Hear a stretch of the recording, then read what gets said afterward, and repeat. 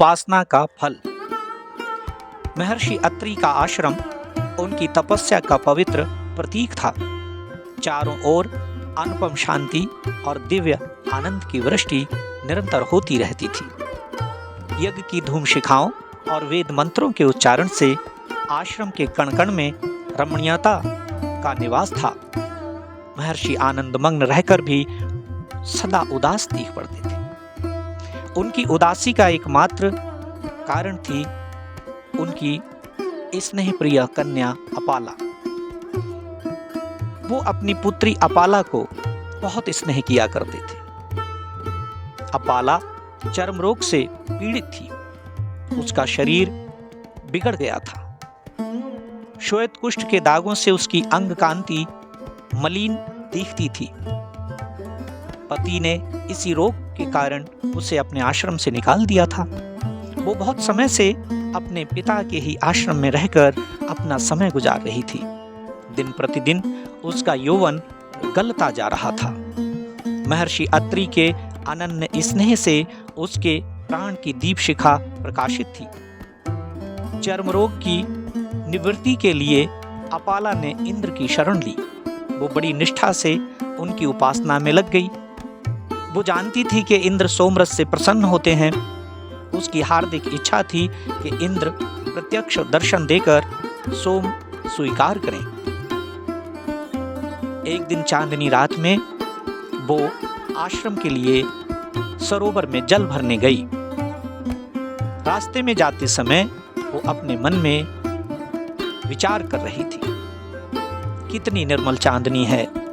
चंद्रमा ऐसा लगता है मानो उसने अभी अभी अमृत सागर में स्नान किया है या कामधेनु के दूध से ऋषियों ने उसका अभिषेक किया है। वो मन ही मन प्रसन्न हो रही थी। सरोवर में स्नान कर अपाला ने जल से भरा कलश कंधे पर रख लिया। वो प्रसन्न थी। रात ने अभी पहले प्रहर में ही प्रवेश किया था। वो आश्रम की ओर चली जा रही थी। निसंदेह आज इंद्र मुझसे बहुत प्रसन्न है। मानो मुझे अपने जीवन का सर्वस्व मिल गया।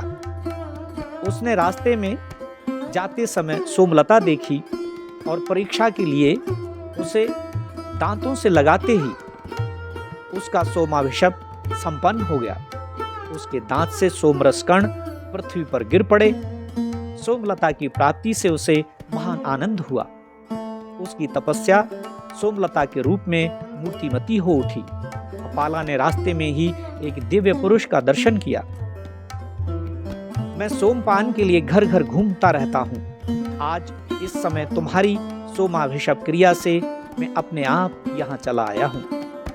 दिव्य स्वर्ण रथ से उतरकर इंद्र ने अपना परिचय दिया। देवराज ने सोमपान किया। उन्होंने तृप्ति के स्वर में वरदान मांगने की प्रेरणा दी। अपाला से कहा, हे देवी, तुम वरदान मांगो।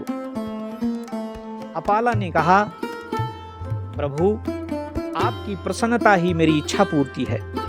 उपासक का दर्शन हो जाए, इससे बढ़कर उपासक के लिए दूसरा सौभाग्य ही क्या है। ब्रह्मवादिनी ऋषि कन्या ने इंद्र की स्तुति की। सच्ची भक्ति कभी निष्फल नहीं होती है।